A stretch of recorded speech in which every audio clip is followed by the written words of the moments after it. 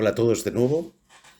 Hoy vamos a comenzar una serie de 2-3 vídeos sobre el estudio del ruido en sistemas electrónicos y de comunicaciones.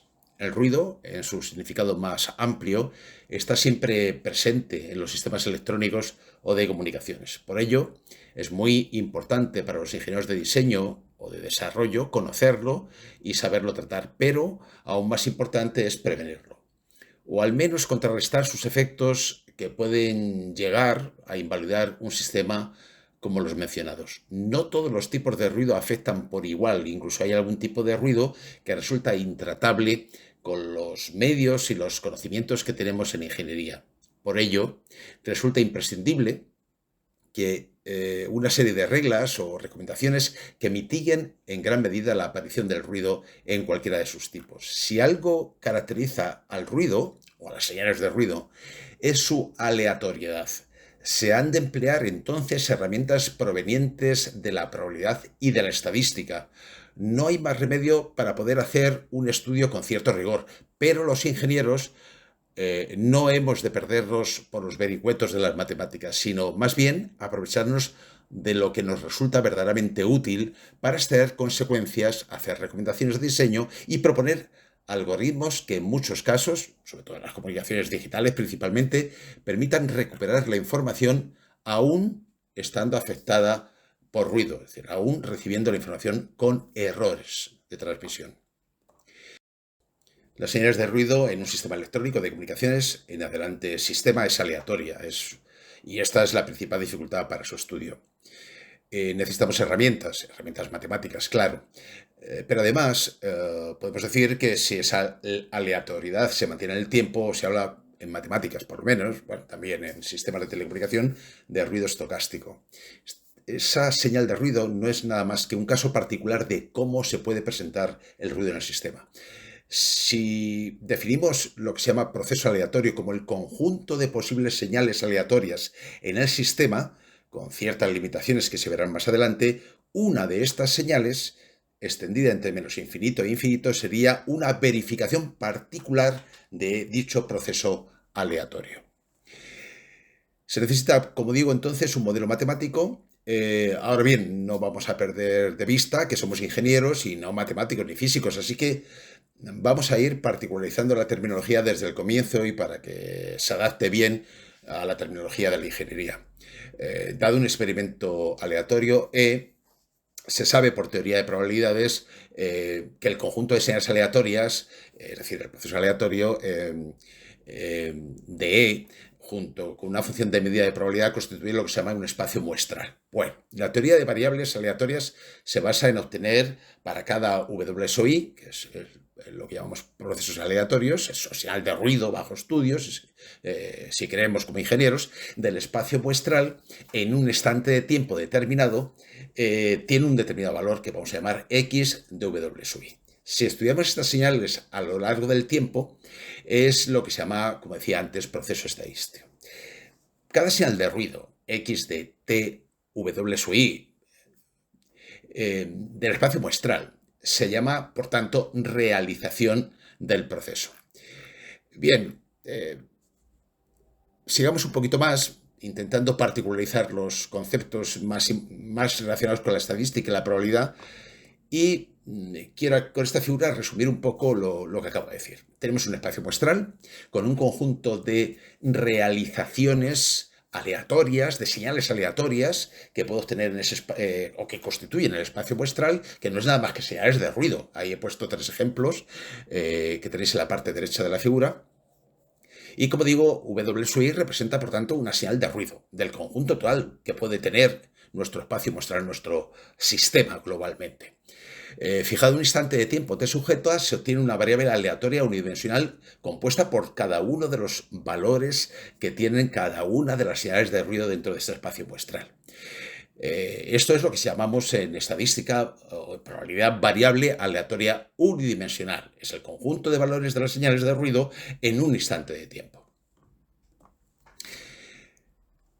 En cada instante de tiempo T sujeta genérico, la variable aleatoria está formada por todos los valores de X de WJ T sub j. Es decir, tendrá una función, por tanto, de distribución de probabilidad de primer orden, f minúscula de x en el instante T sub j.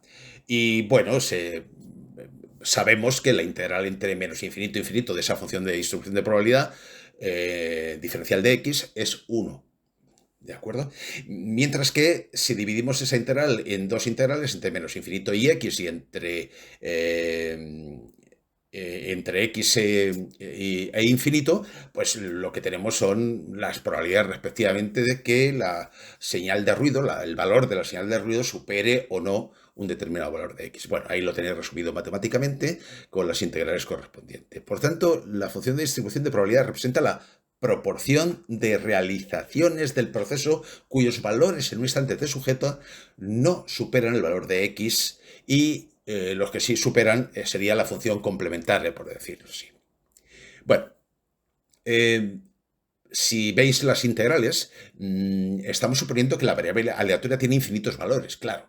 Más adelante iremos matizando esto y aproximándonos al mundo real de la ingeniería con un ejemplo mucho más de nuestra área de interés.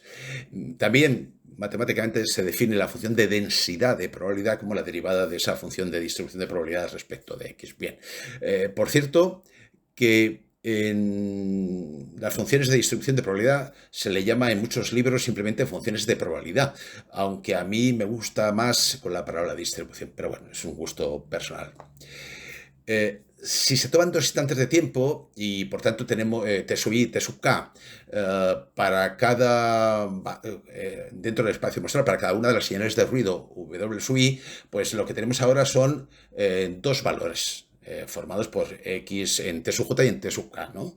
Que tenéis aquí en la diapositiva. Es decir, tenemos una variable aleatoria bidimensional formada por esos dos valores en T sub i y T sub k. Perdón, T sub j y T sub k he dicho. Bien. Y por tanto, la función de distribución de probabilidades de segundo orden que se llama, y ahí, bueno, ahí tenéis un poco su definición, que es similar a la anterior, pero bueno, que las cosas se empiezan a complicar un poquito. La función de densidad de probabilidad, pues ahora claro, es una derivada, es una expresión en derivadas parciales de segundo orden, como tenéis en la diapositiva. Afortunadamente, la mayoría de los procesos aleatorios que intervienen en los sistemas basta con considerar distribuciones o en su caso bidimensionales, que no es muy habitual, pues de otro modo se obtendrían inmanejables variables n-dimensionales.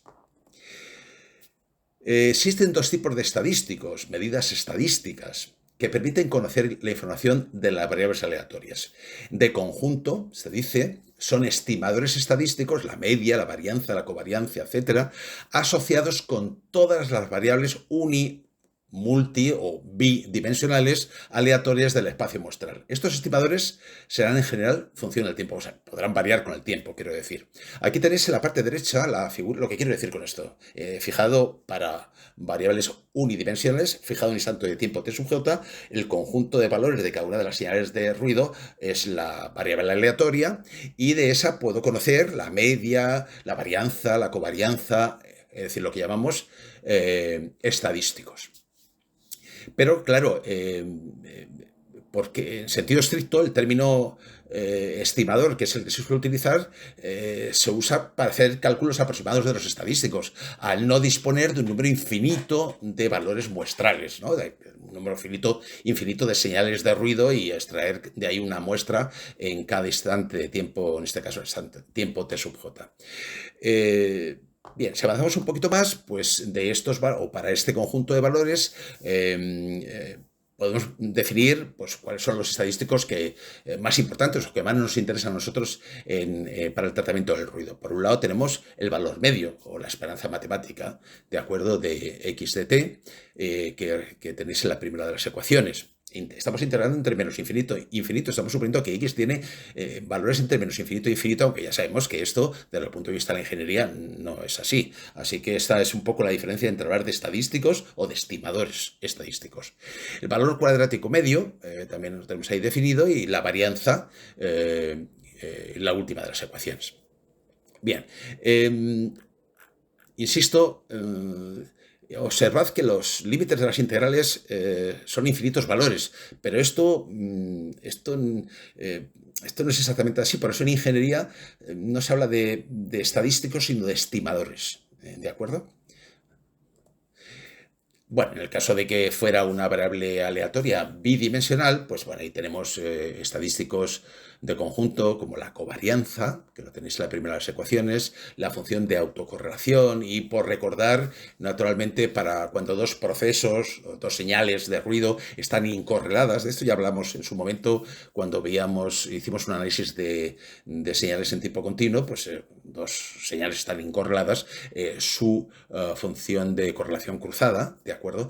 R mayúscula de XY, pues es el producto de las medias, ¿no? Bueno, luego está el conjunto de estadísticos o de estimadores, si queréis, dado que no nos movemos con infinitos valores en ingeniería, ¿de acuerdo? Pues que se llaman de tiempo, ¿no? Ahí tenéis lo que quiero representar con esto. Estoy intentando calcular también una serie de valores como la media, la varianza, etcétera, y todos estos estadísticos, pero en un tiempo T mayúscula determinado. Bien, como digo, también aquí el término estimador se usa para hacer un cálculo aproximado de los estadísticos. Al no tener sentido físico, muchas veces hacer una integral entre menos infinito e infinito, como veremos más adelante. Por esa razón se integra en tiempo finito T mayúscula, con lo que se comete un error que puede ser asumible, aunque siempre se puede calcular el límite después. Y si el resultado coincide con los valores obtenidos al integrar entre menos infinito e infinito, se dice que el estimador que he utilizado es insesgado. Bueno, esto le importa menos al ingeniero, pero lo digo para que sepáis. O sea, podemos calcular estos estimadores en un T mayúscula, un tiempo T mayúscula, y luego extenderlo con un límite, como vamos a ver ahora, y bueno, si coincide con la integral entre menos infinito e infinito, pues decimos que está insesgado el estimador.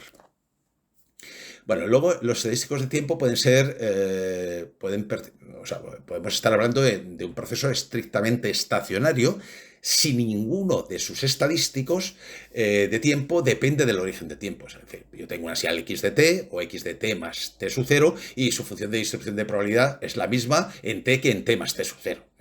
O también para una función de probabilidad de segundo orden o para una variable bidimensional, como refleja la segunda de las ecuaciones, y si se cumple que, por ejemplo, t sub k, en el caso de segundo orden, es igual a menos t sub 0, pues entonces resulta que lo que observamos es que la función de distribución de probabilidad pues depende de la diferencia de tiempos, no depende exactamente de los tiempos concretos que tomemos, ¿no? Bueno, esto es lo que quiero decir aquí, es que los estadísticos de segundo orden, que para nosotros en esta presentación va a tener menos importancia, pues depende de la diferencia de tiempos. Bien, y también que se dice que un proceso es estacionario en sentido amplio, y esto es para cualquier tipo de variable uni o multidimensional, si al menos la media y la función de autocorrelación, de acuerdo, son estacionarias. Es decir, el resto de estadísticos me da igual. Esto sería proceso estacionario en sentido amplio.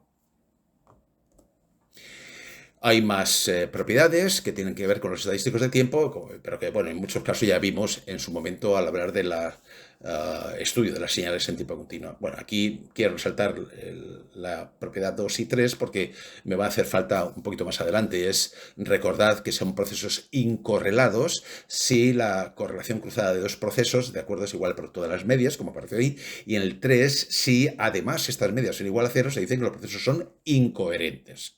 Bueno, por lo demás, aquí el resto de las propiedades las tenéis ahí, las podéis echar un vistazo. Bueno, aquí tenemos entonces los estadísticos de tiempo. He utilizado una terminología para llamar al valor medio temporal, valor cuadrático medio temporal y autocorrelación temporal, una terminología un poquito distinta para diferenciarlo de los estadísticos de conjunto, pero bueno, en esencia es lo mismo. Fijaos que integro en un tiempo t mayúscula y luego hago el límite para t tendiendo a infinito. Fijaos, esta integral, si coincidieran, se dicen que los estimadores, en este caso, valor medio temporal, valor cuadrático medio temporal y autocorrelación temporal, son insesgados. Ya digo que eso a los ingenieros nos importa un poquito menos. Bien, pues vamos con lo que más nos puede interesar desde el punto de vista de la ingeniería. Hemos visto hasta ahora parte de las matemáticas que soportan el estudio del ruido de forma general. Ahora vamos a concretar con el estudio de uno de los tipos de ruido más frecuente y que se relaciona linealmente con la señal de interés en un sistema electrónico de comunicaciones. Estoy haciendo referencia al llamado ruido aditivo blanco gaussiano, conocido por sus siglas en inglés AWGN. ¿Por qué es aditivo? Pues que hay una relación lineal entre el ruido y la señal. ¿Por qué es blanco? Pues se dice que es blanco porque su densidad espectral de potencia es constante en todo su rango de frecuencias, en todo su ancho de banda. Y su valor medio es cero. Se habla de incorrelación e incoherencia de ese tipo de señales, ese tipo de ruido. Gaussiano. Y aquí recordamos el teorema del límite central, que dice que la suma de un número suficientemente grande de variables aleatorias con el mismo valor medio y la misma varianza da lugar a una función de distribución de probabilidad gaussiana o normal. Y por tanto su función de distribución de probabilidad se puede expresar como lo tenéis en la figura. Hay una exponencial que depende naturalmente de los valores de las muestras, depende de su valor medio, depende de la varianza, y esto, bueno, para valores comprendidos entre menos infinito e infinito. ¿De acuerdo? En sentido estricto, la ecuación de la función de distribución de probabilidad que veis en la diapositiva representa estadísticos de conjunto. Pues como podéis observar, hemos fijado un instante de tiempo t sub j y se procesan los valores que tienen las variables aleatorias entre menos infinito e infinito. Volveremos sobre esto un poquito más adelante cuando veamos una característica de interés desde el punto de vista de la ingeniería. Significa que el único tipo de ruido que hay es AWGN, es el ruido blanco gaussiano aditivo. Absolutamente no. Pero en los sistemas electrónicos o de comunicaciones es el más frecuente y es en el que se basan todos los análisis estadísticos relacionados con la valoración de la calidad de un sistema. Se relaciona realmente con la señal de interés, por lo que además podemos tratar, mitigar o incluso eliminar eficazmente. Bueno, aquí tenéis en la figura un estudio un poquito más matemático de lo que es un ruido blanco gaussiano aditivo y partimos de una integral que no voy a demostrar, pero que me dice que la integral entre menos infinito e infinito de una exponencial como e elevado a menos t al cuadrado diferencial t, esa integral, como lo tenéis en la parte superior, es raíz de pi. Bien, si la función de distribución de probabilidad, en la función de distribución hacemos un cambio de variable y sustituimos x menos el valor medio de x partido por raíz de 2 sigma por t, la expresión lo tenéis en la ecuación central. Vemos que en la integral entre menos infinito e infinito, haciendo ese cambio de variable, aparece ya, como veis, esa integral que vale raíz de pi. Y entonces fijaos qué sencillo es demostrar que la integral entre menos infinito e infinito de una función de distribución de probabilidad para un ruido blanco gaussiano pues es 1. Aquí, pues bueno, tenemos qué es lo que sucede o cuál es la probabilidad de que un valor sea menor que la media o que sea mayor que la media. Lo tenemos marcado en rojo y en azul y vemos que obviamente para calcular la probabilidad de que sea menor que la media, pues es la integral entre menos infinito y la media, el valor medio de la función de distribución de probabilidad diferencial de x, y por el contrario, para que sea mayor o igual que la media, pues es 1 menos esa probabilidad anterior, o bien podemos integrar también entre el valor, como el límite inferior de la integral, valor medio de las muestras y el otro límite de integral sería infinito. Pero bueno, en cualquier caso, lo importante aquí es saber que la integral entre menos infinito e infinito es 1, es la unidad, claro. Bien, el ruido térmico en los sistemas electrónicos y de comunicaciones es blanco, y ese ruido se debe a la agitación térmica de los electrones en los conductores y en los semiconductores. Es la causa principal del ruido en los sistemas electrónicos y de comunicación, pero no las únicas, como veremos en un vídeo posterior. Su valor medio de este ruido térmico es 0, se dice que es incoherente, como consecuencia, dicen los físicos, del segundo principio de la termodinámica, que es el que se deduce que de la entropía no se puede sacar energía. Bueno, pues muy bien. La potencia máxima, expresada en vatios, del ruido térmico transferido al sistema para un ancho de banda determinado, pues lo tenéis en la última ecuación, donde, como veis, es constante. K, mayúscula, constante de Boltzmann, T, temperatura en valor absoluto, temperatura absoluta, y el ancho de banda.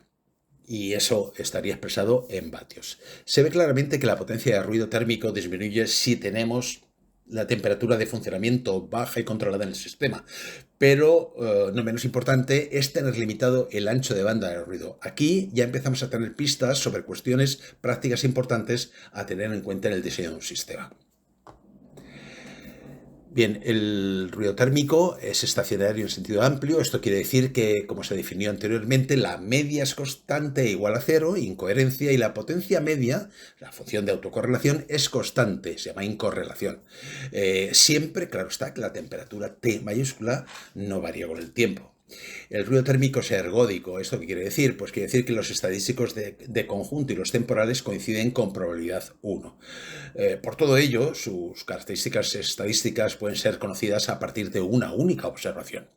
La ergodicidad es una propiedad muy importante para el ruido aditivo blanco y gaussiano, como veremos a continuación, y nos va a permitir manejar una función de distribución de probabilidad de ruido única, sin hacer distinción entre los si es de conjunto o es temporal. Bien, si particularizamos, por tanto, la función de distribución de probabilidad que venimos estudiando para el ruido térmico blanco con valor medio nulo, pues bueno, aparece lo que tenéis en la primera ecuación que tenéis en la diapositiva, que es muy sencillo. El ruido aditivo blanco y gaussiano es estacionario, al menos en sentido amplio. Su media, que es cero en este caso, que se llama incoherencia, y su función de autocorrelación, valor cuadrático medio, potencia media de la señal, son constantes. Además, es ergódico, como os decía antes, los estadísticos o estimadores de conjunto y de tiempo son iguales con probabilidad igual a 1. Por todo esto, la función de distribución de probabilidad f de xt depende del conjunto de valores y no del tiempo. Bueno, en la parte inferior tenéis también, además, la función de autocorrelación integrando entre dos instantes de tiempo t sub j y t sub k, pues lo que obtenemos es que efectivamente es igual el producto de la covarianza multiplicada por una delta de tau, y esto significa pues, bueno, que esa función de autocorrelación es distinta de cero solo para t igual 0. Ahora está multiplicada por una delta.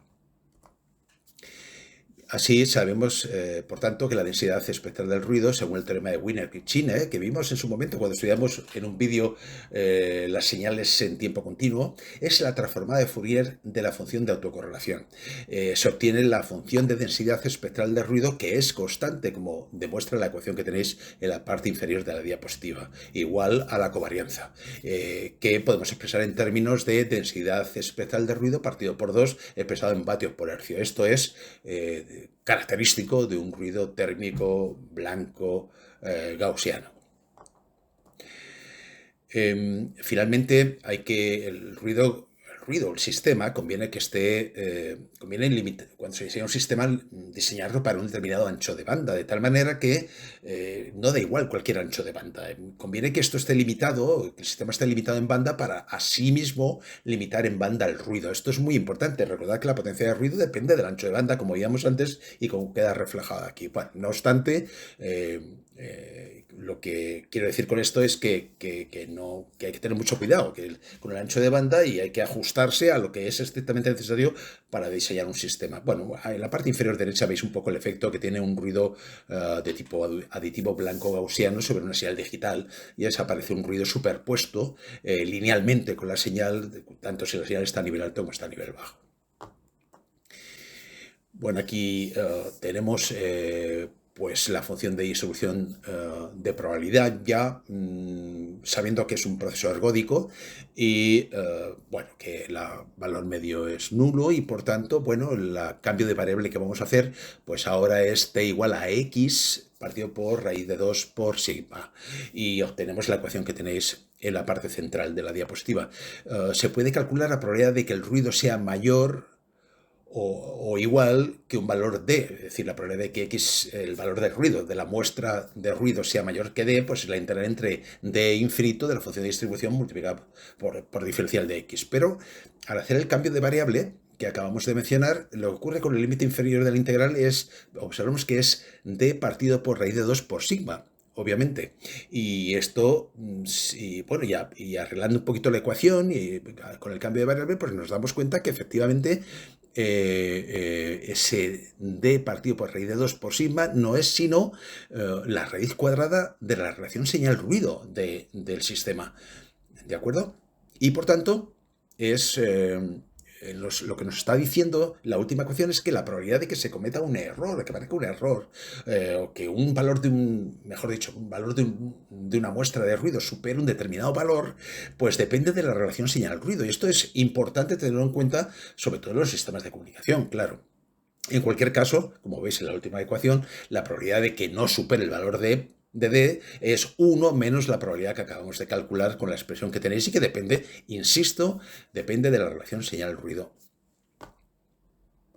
Hay otros tipos de ruido, como es el ruido rosa, también llamado 1 partido por F, donde la densidad espectral no es constante. Aunque lo limitemos en banda, veis que su representación tiene una representación que depende de la frecuencia y obviamente cuanto mayor es la frecuencia, más pequeña es la densidad espectral de ruido, y eso sería interesante si apareciera este ruido para diseñar nuestro sistema con señales de relativamente alta frecuencia y que afecte, ilimitado en banda siempre, y que afecte poco a la señal. Y luego, pues combinaciones de ruido rosa y ruido blanco, que es la segunda de las en representaciones que tenéis. En el estudio del ruido en los sistemas electrónicos o de comunicaciones se suele hablar también de ruido de banda estrecha, si el ancho de banda es muy pequeño. Pero claro, esto depende también de cómo sea el ancho de banda de la señal que estamos tratando. Es decir, el ancho de banda, en todo caso, de un sistema, se tiene que ajustar ni más ni menos a lo que se necesita para que el sistema haga su función, ¿de acuerdo? Y de esa manera tener limitado el efecto que pueda tener el ruido sobre la señal. También se suele hablar de ancho de banda, de ruido de banda estrecha, pues si estamos trabajando en una frecuencia elevada y bueno, ni más, cuanto más si fuera ruido rosa, donde el ruido ya en alta frecuencia pues tiene mucha menos influencia. Y entonces se está trabajando, digamos, en alta frecuencia, el ruido no contiene el origen de la representación espectral, también se habla de ruido de banda estrecha. Bueno, ¿cómo se consigue limitar el ancho de banda? Pues obviamente utilizando filtros paso bajo, paso banda que me permitan ajustar las características de mi sistema a la señal que quiero tratar y de esa manera tener limitado también el ruido solo a ese ancho de banda. Recordad que el ruido blanco se extiende, digamos, para un rango de frecuencias enorme, es decir, entre menos infinito, infinito de su representación espectral, ¿no? Y entonces, al filtrar, al limitar el ancho de banda, limitamos también el ancho de banda de ruido. De hecho, se suele hablar de ancho de banda equivalente de ruido, que es un cociente, lo tenéis ahí en la última ecuación, es el cociente. Es la anchura de banda que debería tener un filtro paso banda ideal para tener una densidad espectral de ruido igual que la de un filtro real. Bueno, esto es una forma de valorar, de explicar cómo es o qué significa el concepto ancho de banda equivalente de ruido.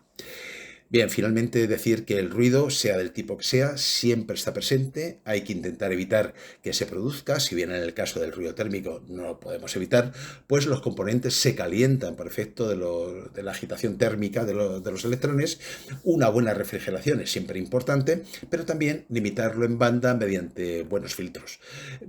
Pero esto solo es posible si el ruido es aditivo, es decir, tiene una relación lineal con las señales del sistema. Así que es importante prevenir la aparición del ruido o, en todo caso, minimizar efectos sobre las señales de los sistemas. Y para ello vamos a dedicar un segundo vídeo que tendréis a vuestra disposición próximamente, donde voy a hacer unas recomendaciones de qué hacer y qué no hacer cuando se diseña un sistema electrónico dependiendo de sus características o de comunicaciones. Pues bien, lo vamos a dejar aquí, espero que os haya gustado y os remito al siguiente vídeo en el que trataremos aspectos prácticos del ruido y de su influencia en los sistemas. Muchas gracias.